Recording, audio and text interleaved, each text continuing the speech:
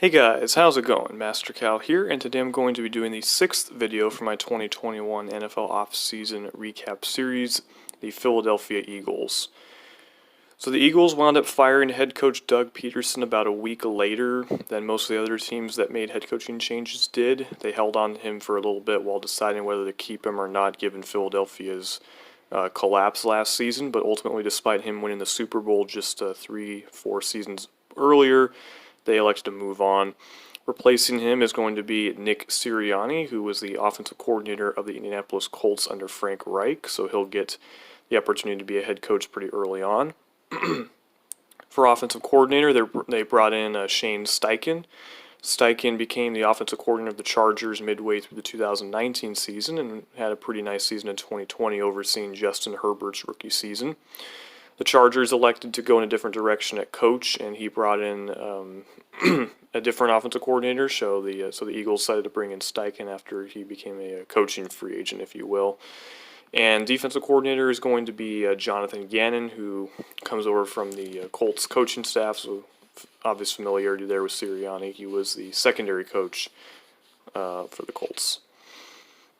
Okay, so the free agents that the Eagles retained, defensive tackle Hassan Ridgeway was re-signed to a one-year deal worth $1.09 million, $80,000 guaranteed. Tight end Richard Rodgers, obviously he's well known for that Hail Mary play with Aaron Rodgers when he was with the Packers back in 2015. He was re-signed to a one-year deal worth $1.0275 million with nothing guaranteed. Defensive tackle T.Y. McGill was re-signed to a one-year deal worth $990,000. Running back Jordan Howard, whose stock has gone way down since his 2018 season with Chicago. Since then, Howard got traded actually to Philadelphia, but he struggled and lost playing time to Miles Sanders that year. He left for a 2-year deal with the Dolphins, but he was just really bad with Miami in 2020, and they released him during the season, and he wound up going on to Philadelphia's practice squad, and so Philadelphia is now officially bringing him back to compete for a roster spot. Fellow running back Boston Scott, who's gotten a bunch of playing time the past couple years because of injuries to Philly's running backs, was brought back as an exclusive rights free agent, 1 year, $920,000. Two other exclusive rights free agents they also brought back: linebacker Alex Singleton, who started a lot of games for them last year, and wide receiver Greg Ward, who came on in 2019, had some nice games in 2020 as well. Both of them got one-year deals worth $850,000. So the Eagles had the second worst cap situation in the entire NFL because of the pandemic, and so they had to make a lot of moves in order to get salary cap compliant, and they didn't have much flexibility to add a lot of players. So, looking at their free agent additions, they signed former Vikings safety Anthony Harris to a one-year deal worth $4 million, which is fully guaranteed and worth up to $5 million. Harris had a really good 2019 season with the Vikings that led to him getting franchise tagged. Unfortunately, he had a disappointing 2020 season, and Minnesota elected to move on, and so Philadelphia will hope that he can have a bounce-back year for them. Veteran quarterback Joe Flacco was signed to a one-year deal worth $3.5 million, which was fully guaranteed. He spent last year with the New York Jets, started 4 games for them because of injuries to Sam Darnold, but lost all 4 of those games.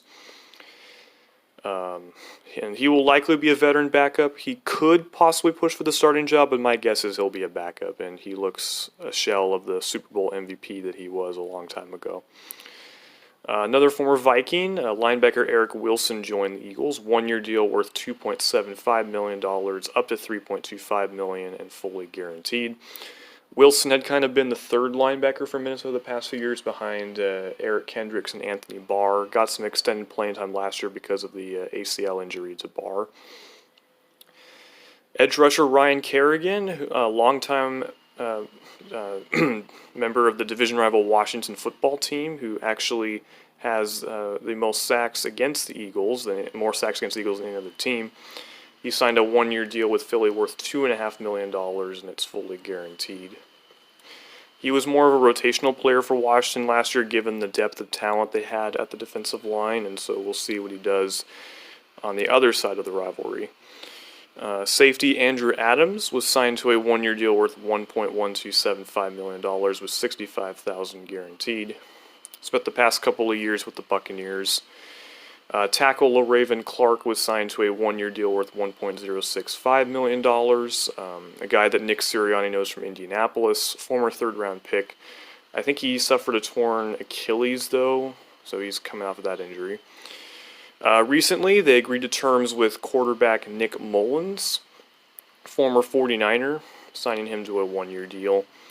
They signed defensive tackle Willie Henry to a one-year deal worth $990,000. Cornerback Nate Meadors to a one-year deal worth $780,000.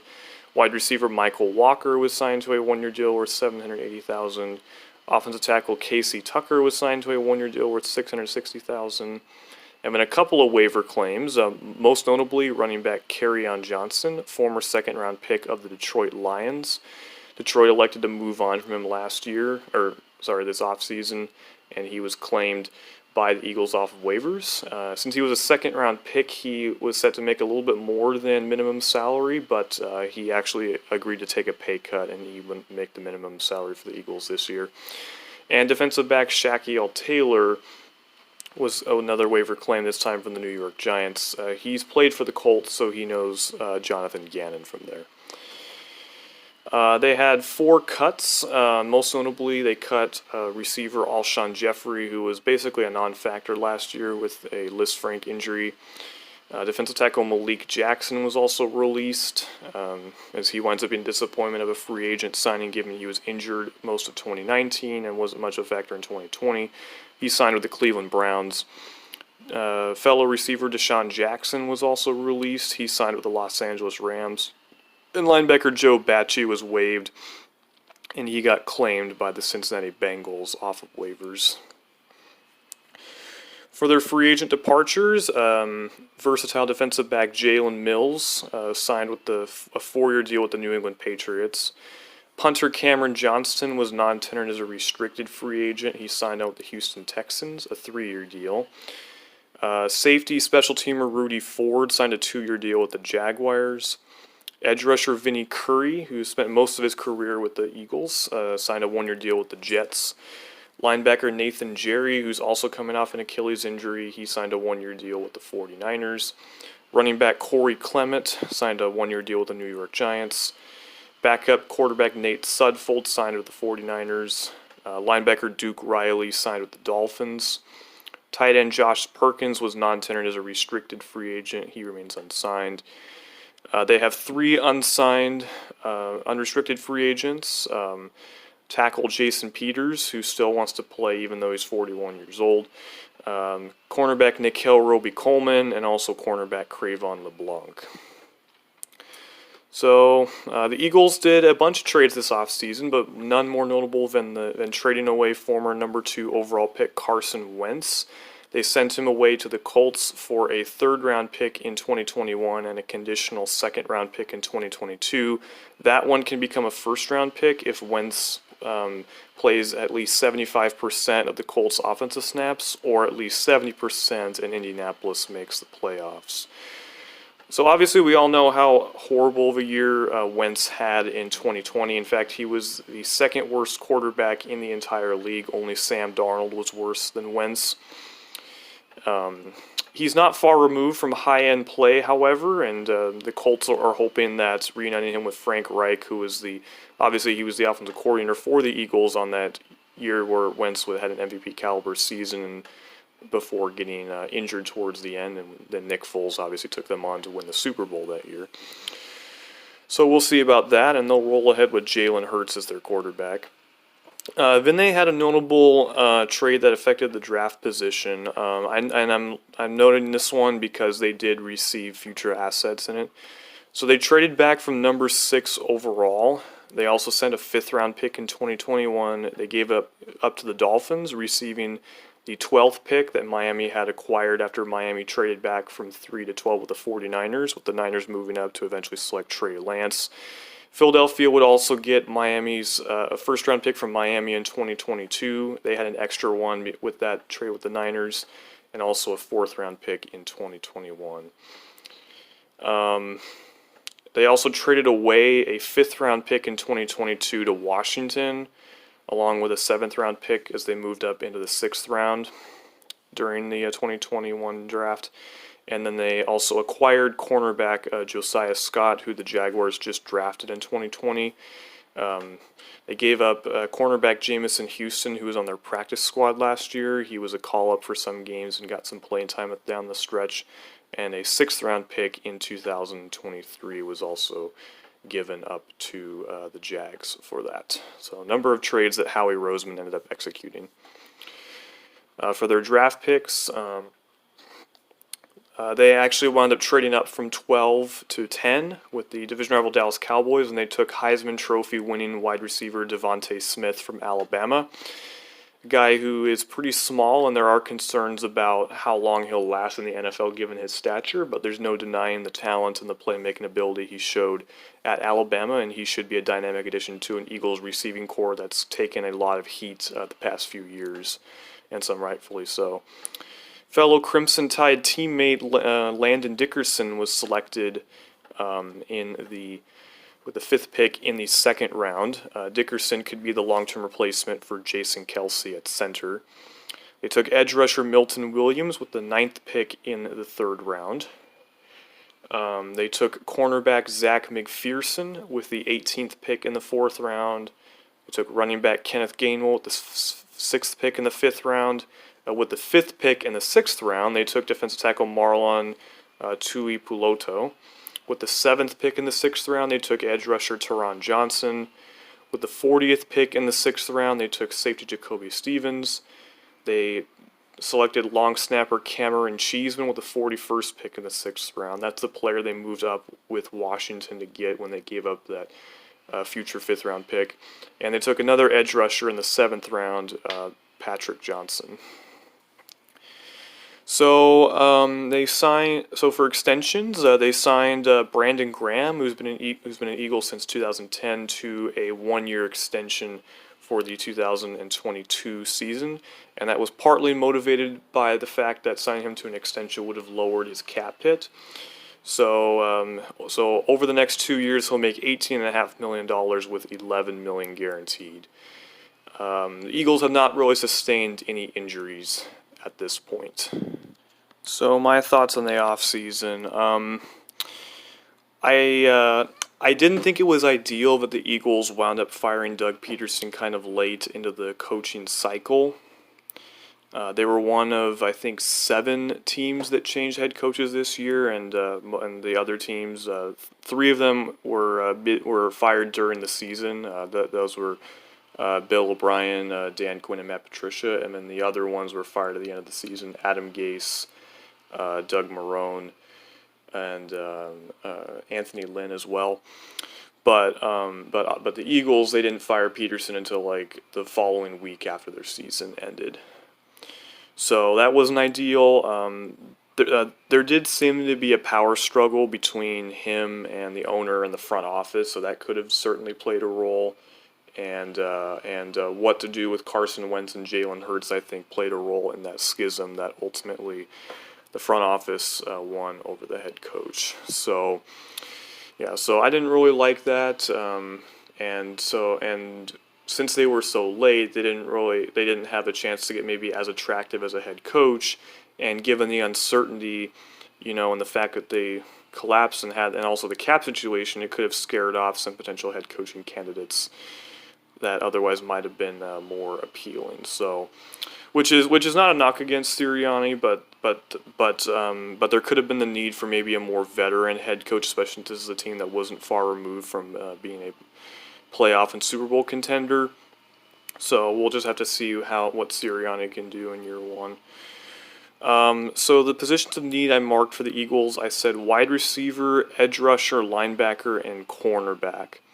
So with wide receiver, they obviously added Devontae Smith, so that was nice. I expected them to cut Alshon Jeffrey and Deshaun Jackson for cap savings, which indeed they did. Other than that, though, it's essentially the same receiving core, so they'll have to hope for a breakout year from one of like Jalen Reagor or maybe J.J. Arcega-Whiteside. Arcega-Whiteside's has struggled in both his years in the league, while Rager was a disappointment as a first-rounder last year, especially considering how well Justin Jefferson, who went one pick after him to the Vikings, did as a rookie, with him breaking the rookie record for receiving yards. So I'd say that was somewhat addressed. Can Devontae Smith be a number one receiver? It's possible, but health, I think, will be a big factor in there with the beating that he's going to take at the NFL level. Edge rusher, I'd say, yeah, that was addressed. They brought, they extended Graham. They brought in Kerrigan. They spent some draft picks on the position. They did hang on to Derek Barnett as well, so yeah, that was addressed. And they still have a pretty good defensive line.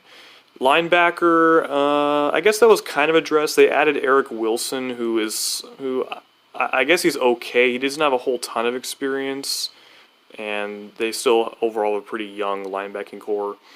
And then cornerback, they didn't really touch the cornerback position until they traded for Josiah Scott after the draft. And so as far as things stand right now, unless they add a veteran late like a Steven Nelson or Richard Sherman, then they're going to be rolling with Avonte Maddox as their number 2 corner, which I think ideally they'd want to upgrade from there. Or if they can get a bounce back year from Big Play Slay, that would help. And then I listed 2 secondary needs. I said left tackle potentially and safety. Now, it sounds like the Eagles do like Jordan Mailata and view him as a guy who could potentially beat out Andre Dillard, who missed all of last year due to injury, to be the starting left tackle. So those 2 guys will battle it out in camp. And then for safety, yes, that was definitely addressed with Anthony Harris, and Rodney McLeod's coming back as well. So I'm going to say the Eagles' offseason was a C+. I think they have a draft class that could wind up being pretty good as long as it stays healthy. The big factor in how well the Eagles do this season is going to be the play of Jalen Hurts. Can he establish himself as a legitimate franchise quarterback, or will the Eagles have to reset again next year? The good news for that is that if Hurts falters, the Eagles will have 2 and possibly 3 first-round picks, depending on if the triggers or the conditions as part of the Carson Wentz trade happen. If they do, then the Eagles will have the first-round pick of the Colts, and they'll also have I don't remember exactly if they're going to have the Dolphins or the 49ers first-round pick next year. I want to say they might have the 49ers. I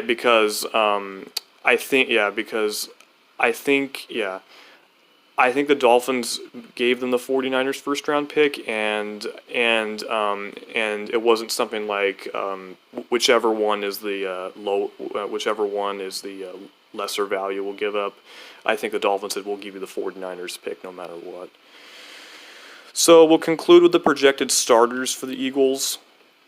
So quarterback, that'll be Hurts. Running back, Miles Sanders definitely.